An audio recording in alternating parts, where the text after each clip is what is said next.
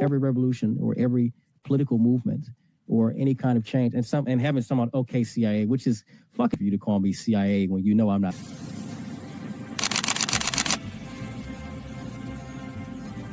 Everything was politicized. It was, oh, this is when we became the left versus the right. But both sides are trash. In COVID,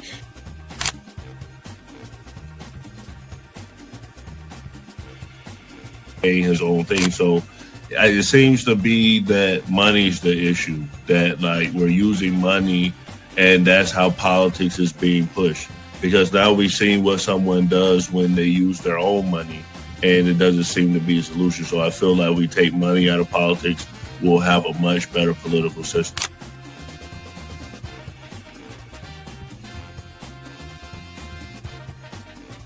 Politician, you think they're gonna come out and tell me the truth? They was lying to my mama. They ain't gonna never tell us.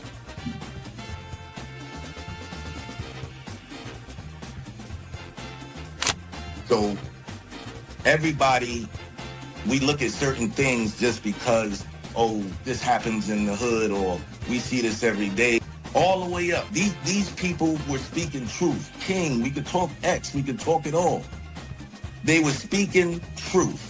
What's going on in anyone's mind, but let's take it as a given that Gray's argument is true, that the argument to not have ID is that it would be discriminatory versus certain socioeconomic brackets or something. It's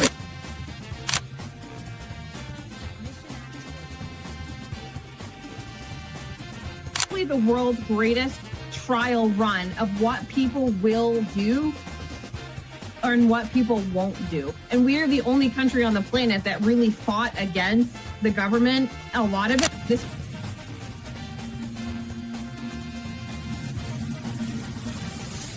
Because you focus on 80-20 issues. I'm looking at the Epstein issue as we have 80% of the information we need to prosecute these people that actually did anything, but you're focusing on the 20% trying to take down Donald Trump, which you're never going to get. So I'm going to keep sitting here with a smug-ass face on every single day. I'll explain. Good question. I'll give you the answer. The Republican Party constantly talks about transgenders and transgender surgery to minors.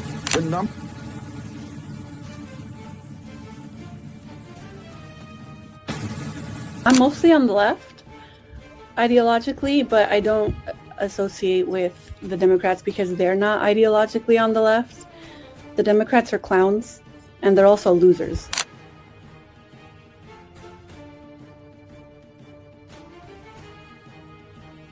About to be any engaging conversation. It's not about to be any discourse about different political ideologies, what works and what doesn't.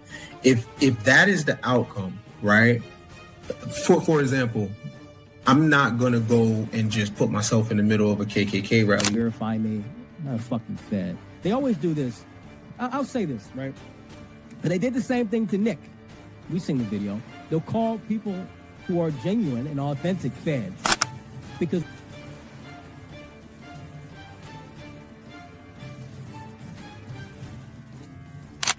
the interesting thing to me is that the ones that claim that they believe the Constitution are now trampling the Constitution. The ones that said they believed in the First Amendment, the freedom of speech, right, are now going against the freedom of leadership perspective. They don't have no plan. They don't ever talk about nothing positive about the Democrat Party. Everything is just anti-Trump. They're not willing to have a conversation. They call us fascists. We willing to have a conversation. Charlie Kirk's willing to have a conversation. Disclaimer. The views and opinions expressed on this panel show are those of the individual speakers and do not necessarily reflect the views or positions of this channel, its affiliates, sponsors, or production team. This content is intended for informational and entertainment purposes only. Viewer discretion is advised. We encourage respectful dialogue and critical thinking around the topics discussed. Party. Why I like the new party? Number one, it's a group of people that's on a panel.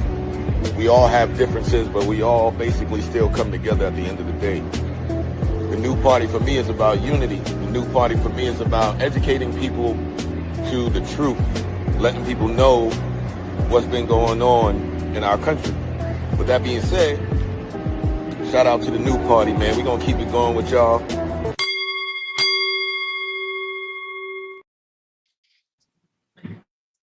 Welcome to the new party. I'm Nora Christine. I'm Gray Mars. I'm Enzo. And we have a very special guest this evening, MidEastPeace. MidEast, welcome to the new party podcast. Hey, how's it going? Pretty good. So, guys, Andre, I don't know where Andre is. I will say he was traveling. He told me he was flying back. He told me he would still be here. When we talked during the week, he told me for sure he would still come. So he may show up, he may not, but still, we are going to have more of a panel style discussion tonight. And so we are going to still talk about the topic about why anti-Semitism is rising in Gen Z. MidEast, are you a Gen Z or a millennial? I'm a millennial. Okay, so 3 millennials, 1 Gen Z on the panel. Well, Gen Z-ish on the panel. Millennial. Oh, okay. Well, in the middle. Yeah. You're in the middle. But nevertheless, we want to talk about why is it rising amongst young people. So I will be explaining my reasons why, but I am not as passionate about this topic as Andre, so it's not going to be a debate. I'm just putting it out there. I don't believe in saying disparaging things against the Jewish community. That's not my thing. I grew up in Miami, Florida with Jewish people, so I don't really have the same thought process as Andre, as much as I love him. So if Andre does show up, we will do probably 30 minutes of a debate, but if he does it, it'll be panel style. But the first topic of the night, we're going to talk about, is Christ King anti-Semitic? This was what Ted Cruz had to say, and we'll talk about why it is, why it's not, and the reaction to it. Here we go. Although it is being used online in a way that is meant to say, screw you, Jew. It is being used in a context very directly to say, I hate Jews, and that's almost an online code word.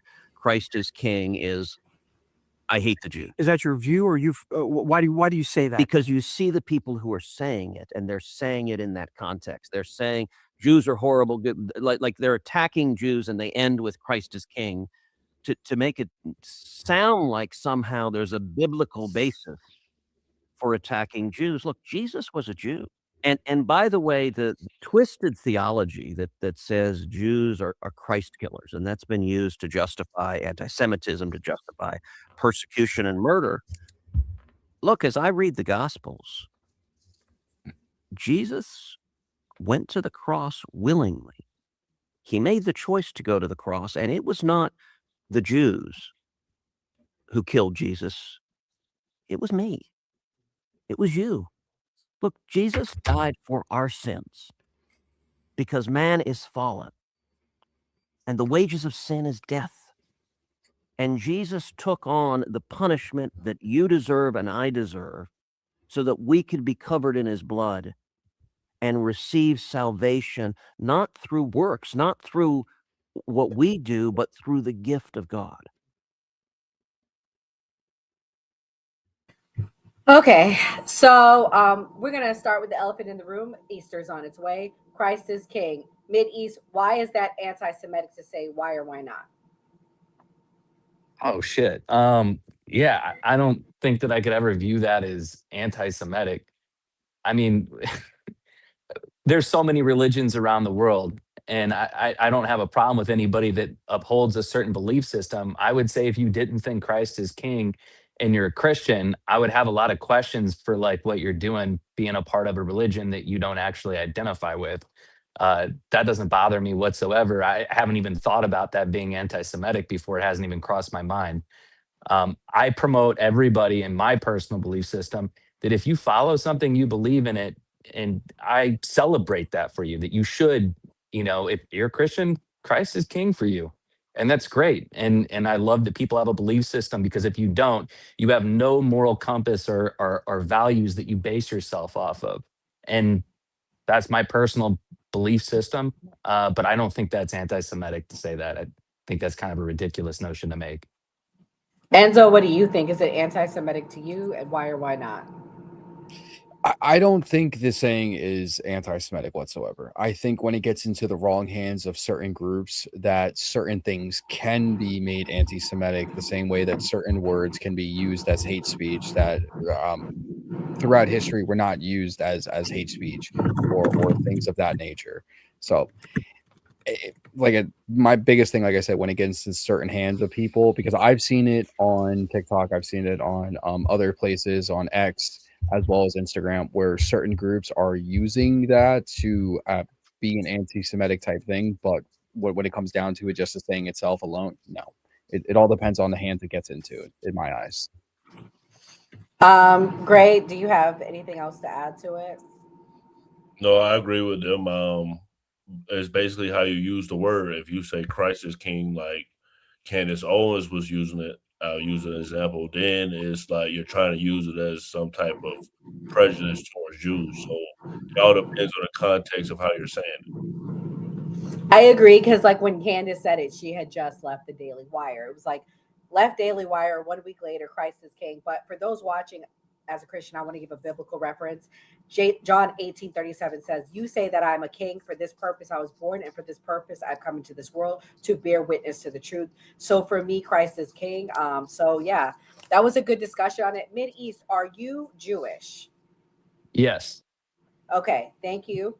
The reason why I say that is I think this is a powerful discussion tonight, because hearing you say you didn't think it was anti-Semitic shows that it's how it's being used, correct? Like, as somebody who's Jewish, if it's being used against you, obviously in an offensive way, then it is offensive at that point. I don't know. Like, I think that's what these people are trying to do. And I look at somebody like a Candace Owens, like a Nick Fuentes, as a demon. I view them as somebody that's out there that is trying to do the devil's work, in my opinion, going out there trying to sow division in crowds. I think there's a lot of hyperbolic people that are out there in the world that are trying to do that and mislead people. And they want the response from the Jewish community to be that they feel like that is anti-Semitic. And something that I think, Enzo, you've probably heard me say 1,000 times, is that there is a point when the antidote becomes the poison. If you tone police people too much, if you give them too much energy or lip service in response to something that is clearly meant to trigger, then you're giving a negative connotation to something that should be so important to people that are Christian. And to me, I when I hear somebody say, "Okay, great, Christ is your king," that's amazing. Can we move on? That's the way I look at it. I hear Candace Owens say that kind of stuff, and it's like, great. Maybe you need to find Jesus a little bit more. But that's just me. Yeah, and this is a good segue into the next topic. I hate to keep playing Ted Cruz, but he is trending right now. This is what he had to say at an event last week, and he got booed off the stage. Let's hear what he had to say. Respectful dialogue.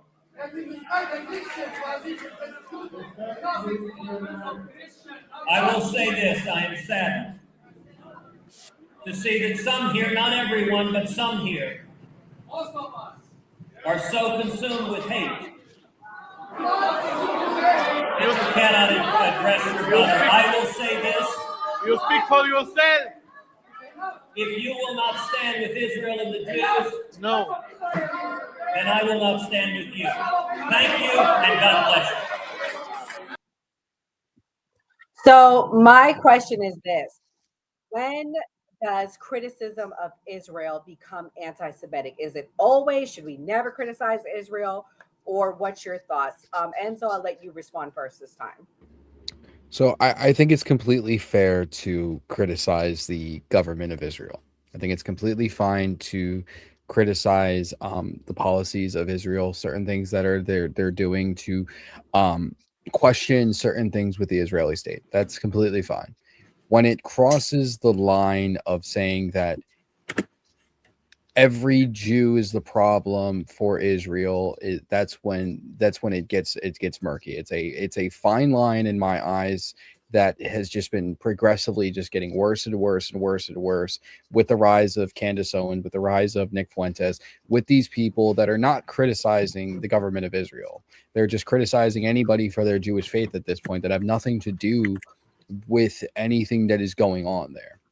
We've seen this for years. People before the rise of the Nick Fuentes and the Candace Owens and these type of people, there was criticism of the Israeli state. And that's completely fine. We have criticisms of the United States. Doesn't mean that we're anti-American. No, people criticize America all the time. That's perfectly fine. They should be able to criticize the Israeli state for whatever reasons they want, but not cross that line where it's straight up anti-Semitism for anybody that's just Jewish. It's like I said, it's a fine line that's just getting amplified by certain bad actors nowadays. Gray, can we criticize Israel without being anti-Semitic? Is it anti-Semitic when we do? Yeah, of course, we can criticize anyone without being prejudiced or stereotypical. I think in today's world, like now after Trump came in, is known that people criticize people and people are very direct, very vulgar, say wild things. So that's brand new. It's no longer like just being polite. Now it's like with social media and everything like that, people say whatever they want. I'm sorry, I'm laughing. Andre, where you at? They looking for you. Andre lost somewhere on Sesame Street looking to debate Oscar because he's scared of Enzo. MidEast, can we criticize Israel? When does it become anti-Semitic in your opinion? So it's interesting, and that's a great question. I'm glad that you guys are asking it because this has been something that's very complicated for me to navigate on a daily basis as a Jewish person. It becomes really interesting when there seems to be a fixation on one country, and that seems to be the only country that people focus on. I call it Israel derangement syndrome. The root of all of their issues, like the Groyper, that is a very complicated character, I would say today, that seems to think that all of the problems for them and the world around them is caused by, Israel or Jewish people in general. And the line gets blurred very quickly. And you look at it with the United Nations, the amount of condemnatory resolutions passed against one country, more than all of them combined, seems to be a little bit odd considering that, we're less than 1% of the world's population. And when you look at it in an even finer lens, it's even half of that population, that less than 1% that makes up the Jewish population inside of Israel. And they all seem to forget about all of the other minorities and religious groups within that country. And it becomes interesting because you see people that will go out and protest because they disagree with the government of Israel. But for whatever reason, they decide to do those protests in front of Jewish places of worship. To me, it's like, well, if you're doing that in front of a Jewish place of worship, doesn't it seem a little weird that you're not doing that in front of a Jewish embassy? I mean, we've seen the Ukraine conflict and Russia conflict going on. Do we see people going and protesting in front of Russian Orthodox churches or, harassing Ukrainian people here in the United States and protesting in front of their communities or places of worship? We don't see that happening. And for me, I think it's a very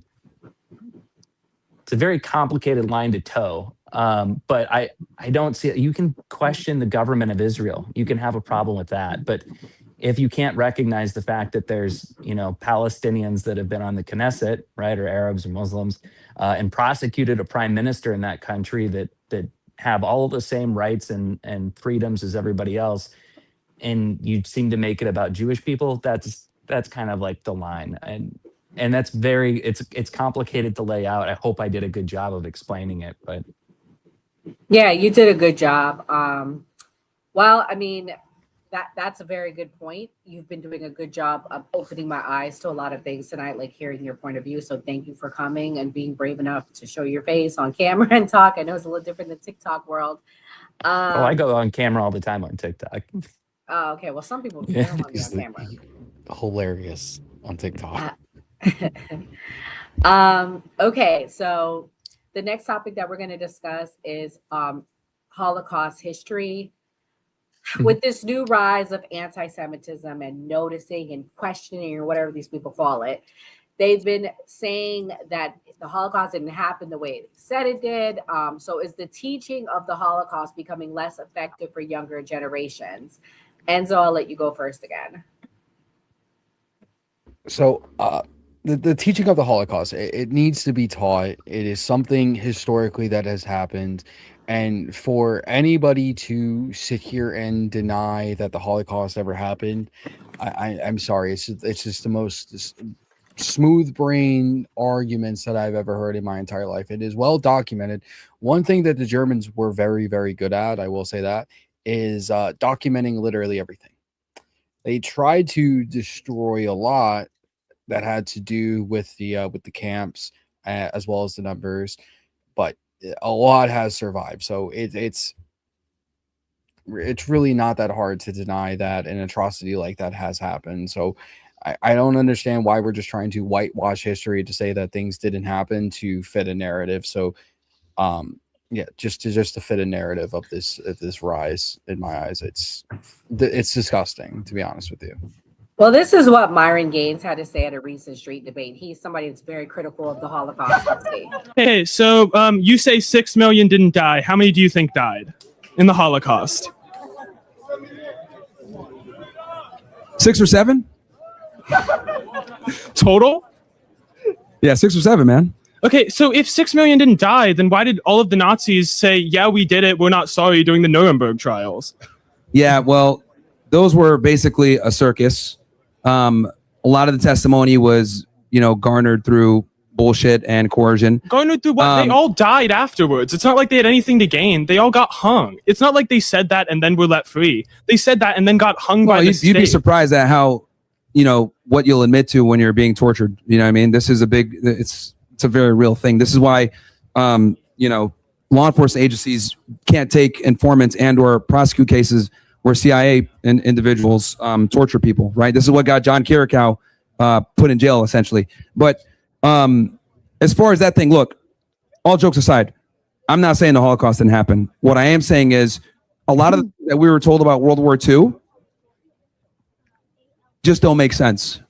What? And I think that there's nothing wrong with questioning it, investigating, looking into it. But for some odd reason, even looking into it is illegal in like 20 different countries. But it was investigated and was looked into. That's why it's like one of the most documented events in human history. That's why it's such a strong... The reason there's such a strong consensus that it was around 6 million isn't because we're not investigating it. It's because we did investigate it. And that's what like all of the experts came to independently. And I don't think it should be illegal to question it. But it makes sense that questioning it at this point would be considered dumb because we've already reached a consensus. Okay, let me ask you a question. Do you think Israel committed genocide in Gaza? Yes. Okay. Here's the interesting thing. We watched the genocide happen literally in 1080p 4K. People getting double tapped, kids blowing up, blood and guts everywhere, right? The Israeli government to this day says that it was not a genocide. They deny it. It wasn't a genocide. So I don't believe in the Holocaust because the Israeli government tells me that it happened. Let me finish my point. I'm trying to draw a similarity here. So we all saw that a genocide happened in 1080p 4K over 2023, into 2025 for almost 2 years, right? But the Israeli government denies it, says it's not a genocide. We didn't do any war crimes. We didn't starve them, blah, blah, blah. They're denying a genocide when we have irrefutable proof with video and testimony. You don't think that same group of people will lie about an event from the 1940s from which they derived their entire victim narrative from, that they use to prop up their victimhood, that they use to make a bunch of money in Hollywood, that they use anytime someone criticizes them and they say, oh, hey, the Holocaust with the blood libel. Like, if these people can lie to us and deny a genocide in 4K, what makes you think we should believe them when it comes to events in World War II, especially when there's a financial, political, and emotional stimuli for them to tell that story? So you're saying this same group of people, which you mean Jewish people, I assume. Yes. But after World War II, it's not like we knew it was 6 million just because the Jewish people told us that. The Jewish people were dead. The reason we know it was 6 million is because of all of the other people that they were talking about 6 million way before the Holocaust. Way before that. That 6 number is extremely popular for them. And then look, I don't mean to be crude here, but there simply weren't enough ovens for the cookies. It just mathematically it just doesn't work. There were gas chambers too. You're acting like there were, first of all, not to be crude, but there were gas chambers. There were Jewish people that were shot in Auschwitz. They didn't even use ovens. There wasn't a crematorium in Auschwitz. They just shot them. Yeah, but that's what they claim. They got gassed in ovens and everything else like that. And the math just doesn't add up. And also That's gassing what the someone, Nazis claim. gassing 6 million people is my bad. That's number one, that's a counterproductive, costly, and stupid way to kill someone or to do a mass extermination. That doesn't make sense. When you look at the camps, a lot of them didn't have remnants of the gas that they're talking about. A lot of it was Zyklon B, which was used to delouse. A lot of people died from typhus, not necessarily from, being systematically killed.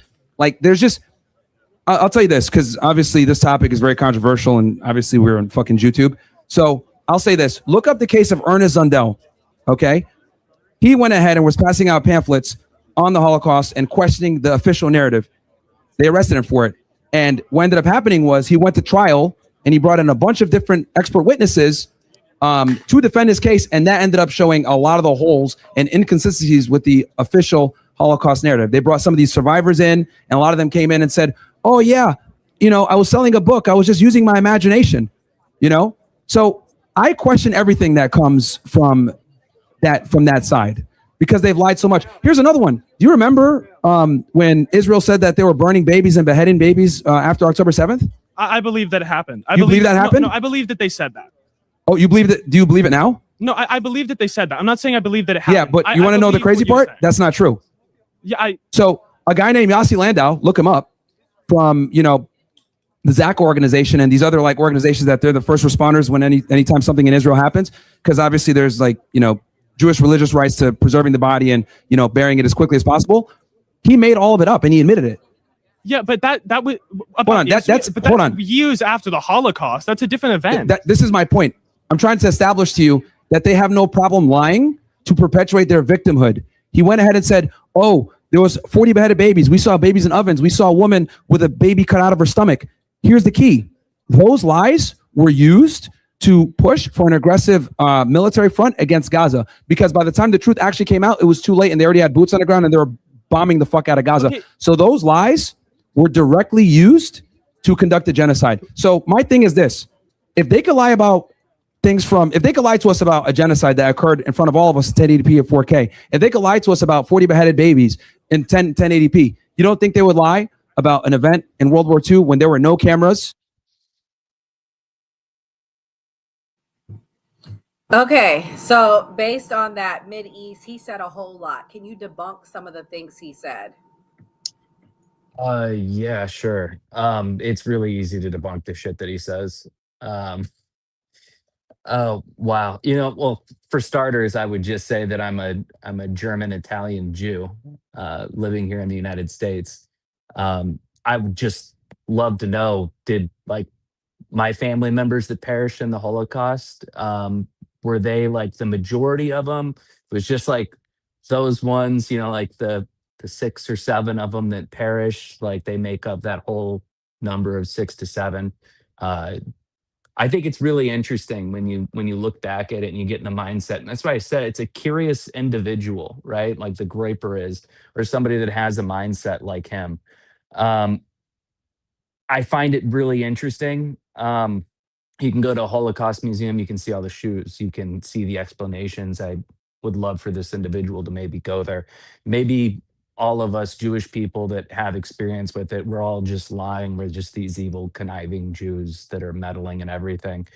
You can go have some conversations with people. There's still people that are alive that lived through it.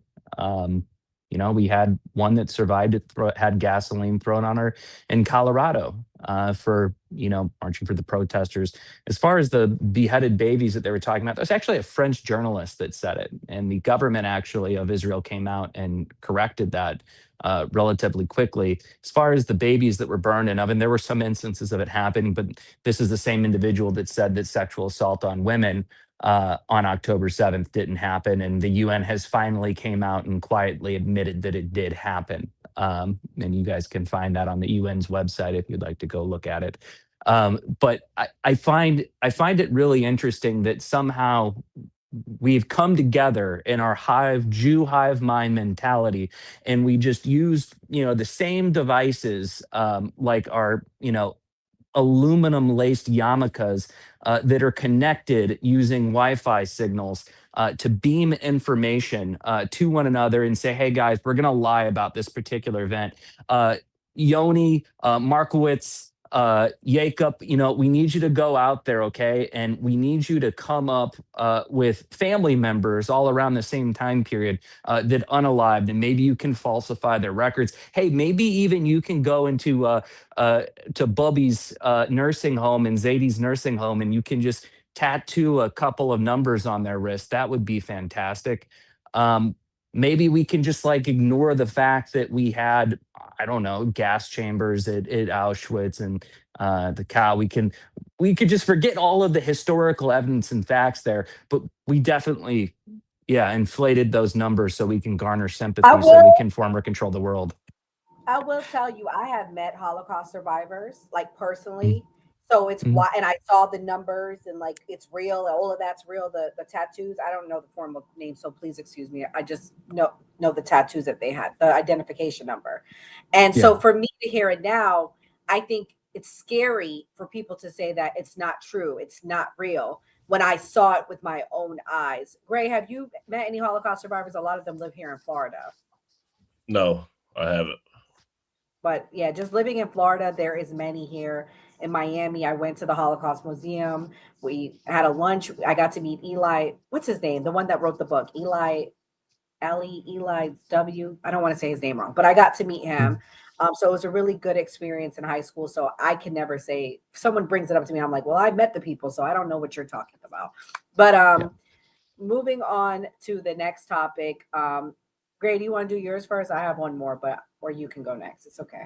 Yeah, because this just went viral, so I want to get you guys' response on this, because Tucker Carlson says that the CIA has been tracking him.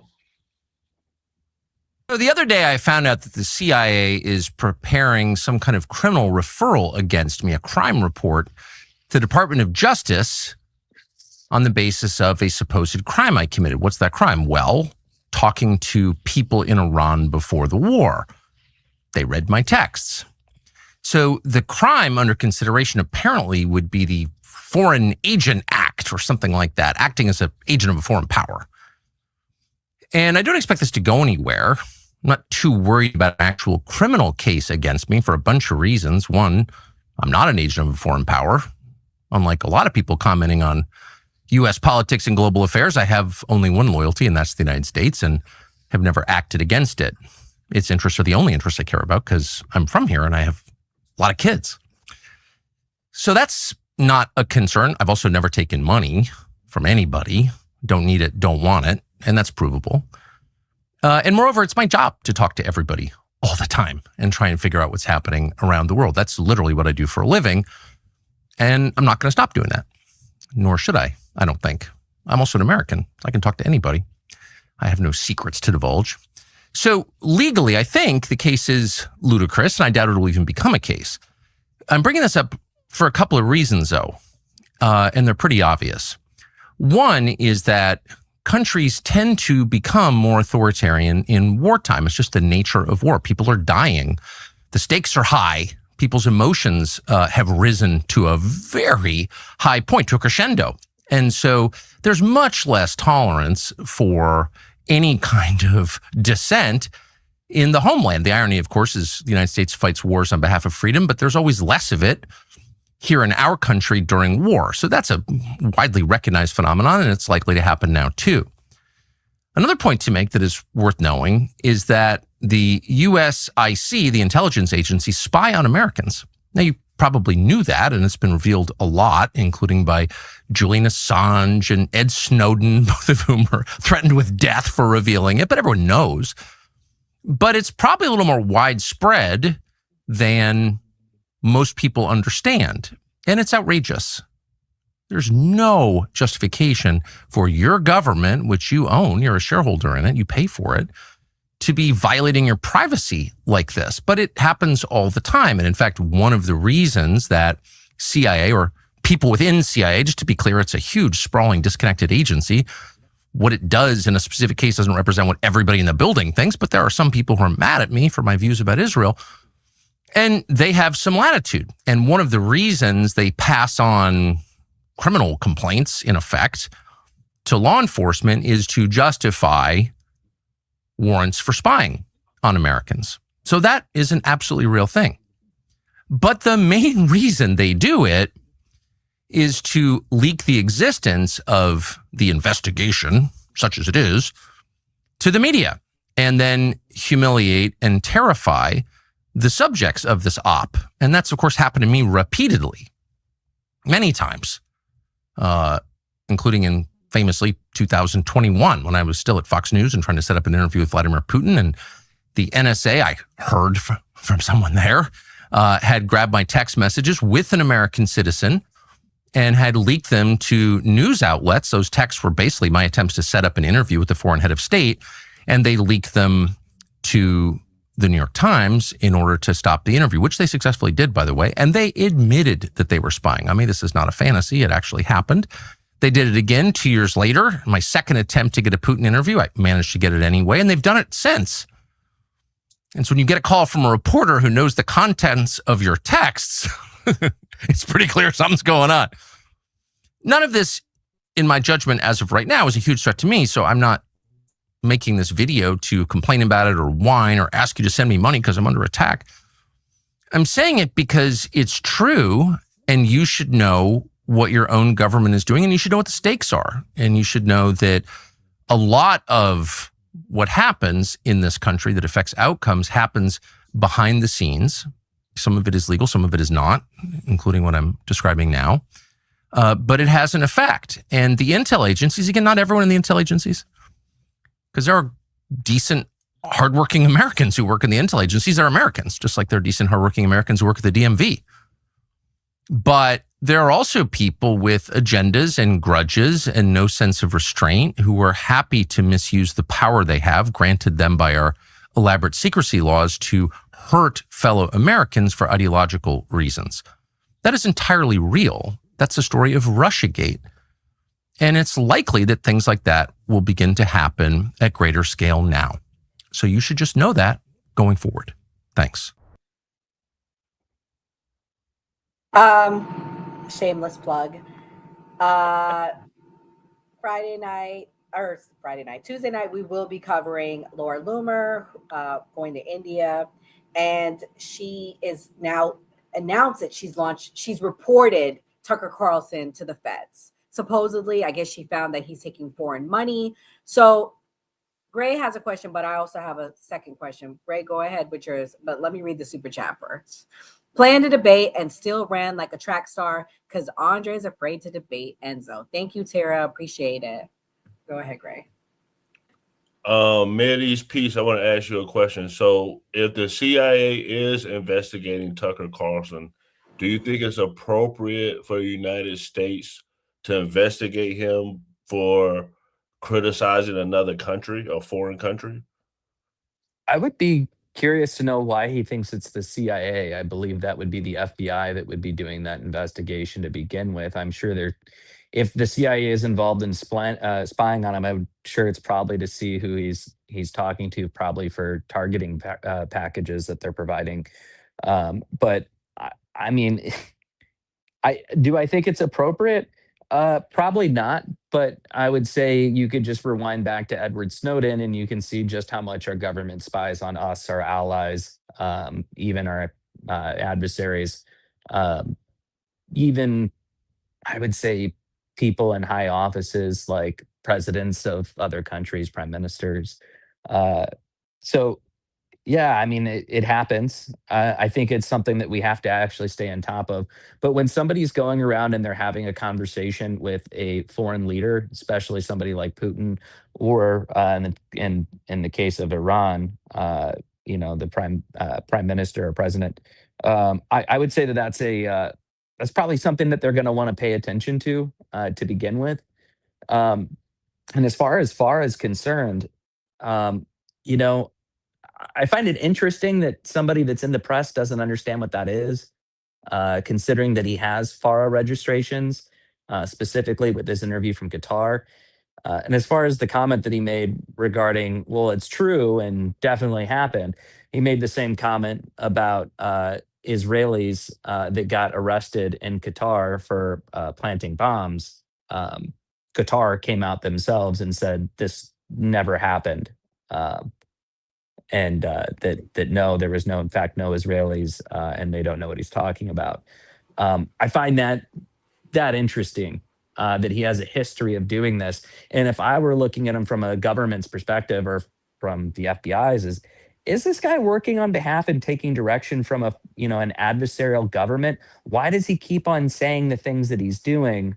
Why is he trying to sow mistrust in our government, and law enforcement for that matter, and our allies? To me, that seems a little interesting. So my question is this: is it okay to take money from Israel then? Because this is a good question. I'm not going to ask you this question. Oh yeah, sure.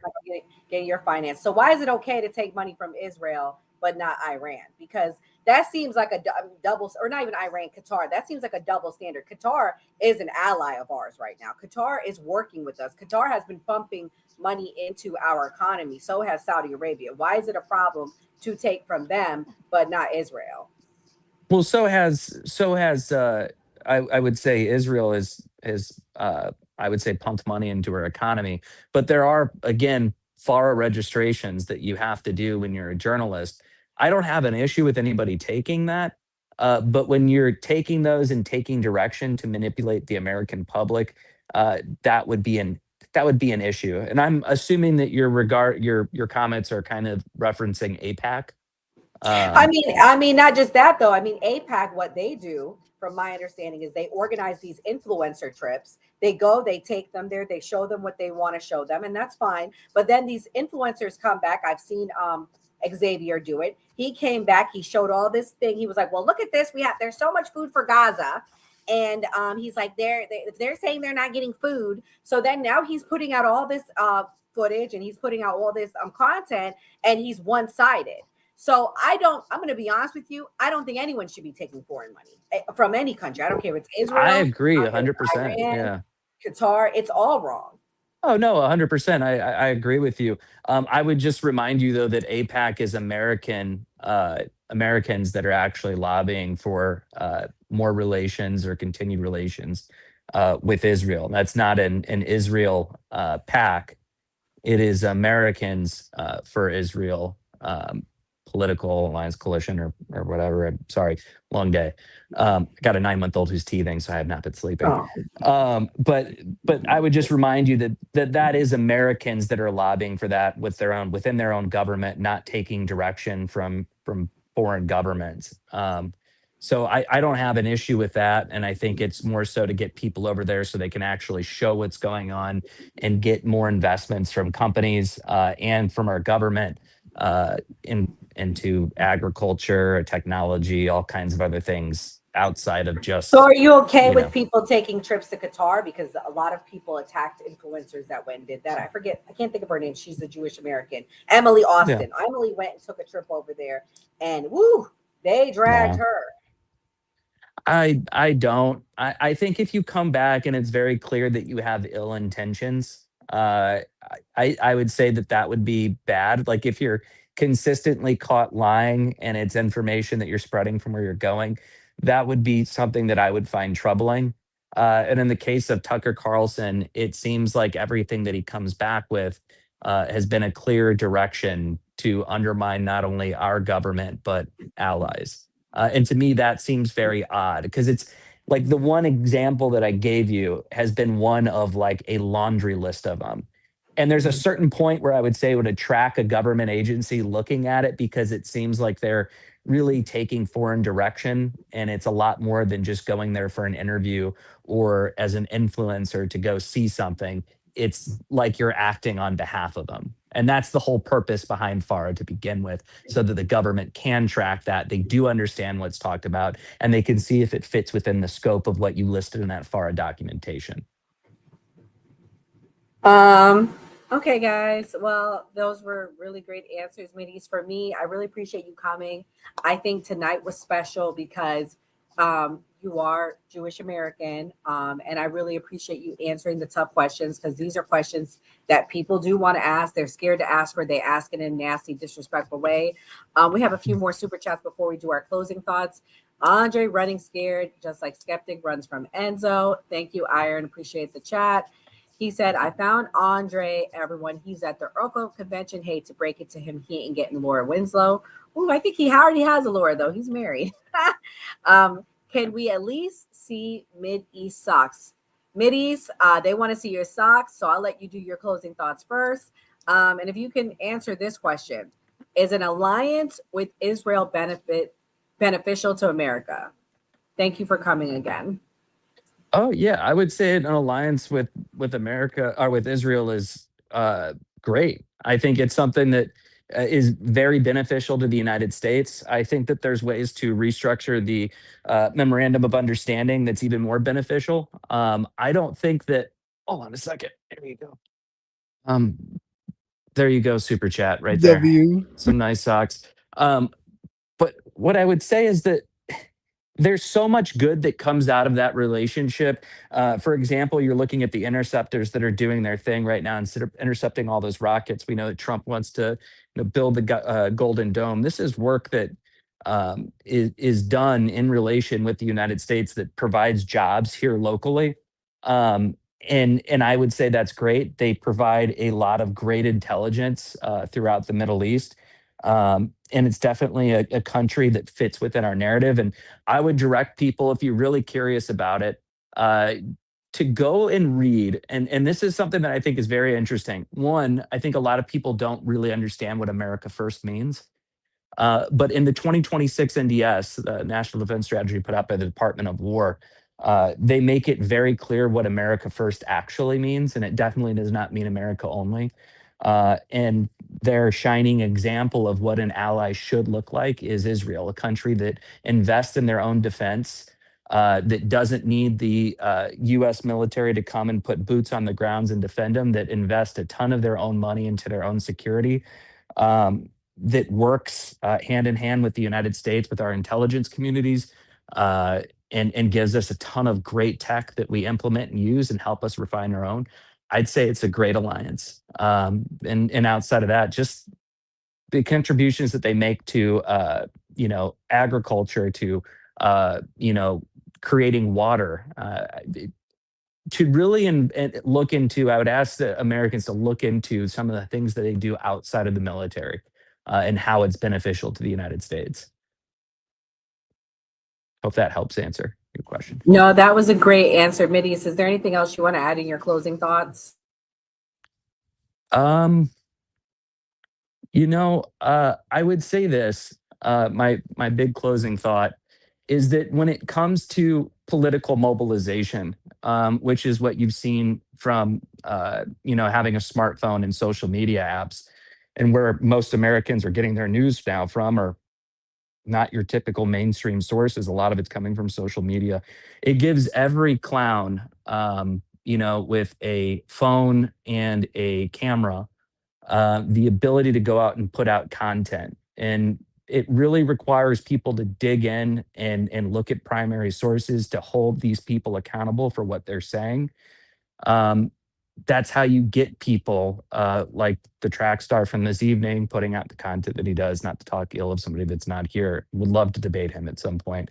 But like the Hodge twins, Candace Owens, all of these people that put out very hyperbolic statements to sow division. And this is something that could really be harmful to our republic in general. And when I look at this stuff and I look at what's happening with anti-Semitism in this country and some of the things that go along with it, I would just say, be wary of those things. Be wary of those loud people with a microphone that are saying repetitively hyperbolic statements to try and garner attention, because what they're really looking for is that old saying, all press is good press. The bad press, the stuff that gets you out there that really offends people, seems to get the most traction these days. So when it comes to that, I would make sure that everybody does a lot of research into what they're saying. Mid-East is Sunday's a good time for you because I do want to reset this up. I honestly think Andre had something going on unexpectedly. He was traveling from LA. Could have been because he hasn't posted anything in 2 days, which is not like him. Yeah. I would love to. Okay, thank you. Because I really think it's important that he actually has a Jewish American that he's speaking to on the things that he says. I think that that would be very powerful. So I appreciate you coming and being a good sport on it. No, 100%. Thank you for having me. Thank you so much. Enzo, what's your closing thoughts? So my closing thoughts were this was fun. MidEast, thank you for showing up as always. You're the GOAT. Unfortunately, Andre didn't show, so we didn't really get the debate that we wanted. I think it's very, very important that things like this need to be talked about more and need to be pointed out. The problem is we have certain people in the media that are being paid to push certain narratives about certain things that are out there. It's on both sides of the fence. I'm not going to say it's one side and it's not the other. 100% is both. With the rise of anti-Semitism because of Nick Fuentes, as well as certain other people out there, it's to the point where it's not even worth saying anything combating these people anymore.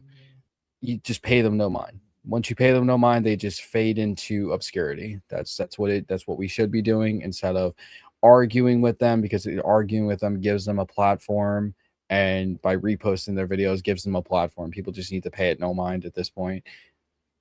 There's one thing, like I said before, about criticizing the government and then criticizing the people that have nothing to do with any of this. That's completely fine. Like I said, for years, people criticize the government of Israel. Hell, there's Israelis that probably criticize the government of Israel, just like there's Americans that criticize the government in America. That's never going to change. That's healthy. You should criticize your government in healthy ways and voice your frustrations in healthy ways. But like I said, when it crosses that line where you're denying the Holocaust, you're going after any person that is just because of the Jewish faith, that's when it becomes toxic. That's when it becomes a terrible thing. And we should, that unfortunately, because we have freedom of speech, and fortunately because we have freedom of speech also, things like that are allowed to be said, but you just need to know when to or how to combat that in healthy ways to stop the narrative and stop letting the narrative that people spew keep furthering. With that being said, I'm happy to be here, and if we set it back up, trust me, I'll be here too, because I would love to have any type of debate with Andre about anything, to be honest with you. So Andre, show up next time, don't run. Thank you, Enzo, for coming. Thank you again, MidEastPeace. Gray, what's your closing thoughts? Mitty, thank you for coming. And if you're watching right now, hit that subscribe button and press that notification bell.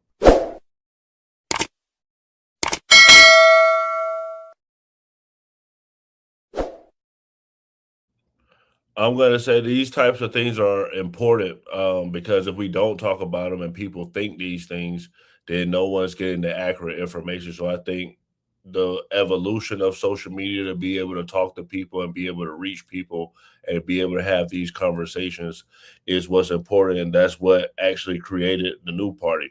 Like we always say on New Party, always vote. Oh no, I may not be voting this year, but that's a conversation for another day. All right, guys. So for me, America first doesn't mean hating other nations or people. I don't know who needs to hear this, but we are great off of our diversity, okay? As Christians, we're called to love our neighbor and pray for all people, but it does not mean that the leaders of the United States should put the interest, safety, and well-being of other citizens before American citizens first. Christians believe in order, responsibility, and stewardship, and just as a father is responsible for his household first, a government is responsible for its own citizens. When we say America first, we're saying that our loyalty should not be divided by foreign interests, foreign conflicts, or foreign influence. Scripture teaches that nations exist, borders exist, and leaders are accountable for the people they govern. But with that being said, let's lead with love and not hatred in our hearts. Shout out to MidEastPeace for coming. Thank you so much. It's very important to hear from our Jewish brothers and sisters. So I love that he came. God bless, guys. Come back Monday through Thursday next week. We will be discussing a lot of the topics, probably a lot of Iran. We have the Reverend coming tomorrow, Reverend Jordan Wells. He will be speaking as he is a proud Christian Zionist. So he will be giving us his take tomorrow. And Tuesday night, we will be covering Laura Loomer in India. So if you want to come back and laugh at Laura, please join us Tuesday night. God bless and stay safe. Before we wrap, I want to take a quick moment to talk about how you can support the new party. We are an independent media platform. No corporate backers, no political handlers, just a collection of voices representing all American viewpoints, especially the stories they don't want you talking about. I'm disgusted with our government, and it doesn't matter which party you're talking about. I'm disgusted. We are watching an act of genocide. I don't know how else to put it. There are thousands of people getting killed every day. This is the first time in history that an American cardinal has ever been elevated to pope. It is legitimately make America great again. Yeah. Like, they're fighting for illegal immigrants, not immigrants. Illegal. Like, and they burning the flag and shit. Like I always say, it was a great episode. I'm happy with the wins that Donald Trump's. Like you heard Nora Skeptic say, we're going to keep bringing like different types of content and things that we know people want to see. And like we always show on the new party, always vote. If you believe Americans can still have civil discourse, even in these polarizing times, we need your help to stay independent and keep growing. You can support us by donating to our GoFundMe page, becoming a channel member, sending a super chat, or grabbing merch from the New Party store. Every donation goes directly toward growing the channel promotion and our upcoming documentary. And as a thank you, donors will receive an exclusive copy of the documentary 1 week before it premieres. Who is the New Party? We're you, your voice, your stories, your America. We can only do this together. So if you're able, please donate and help us get the message out.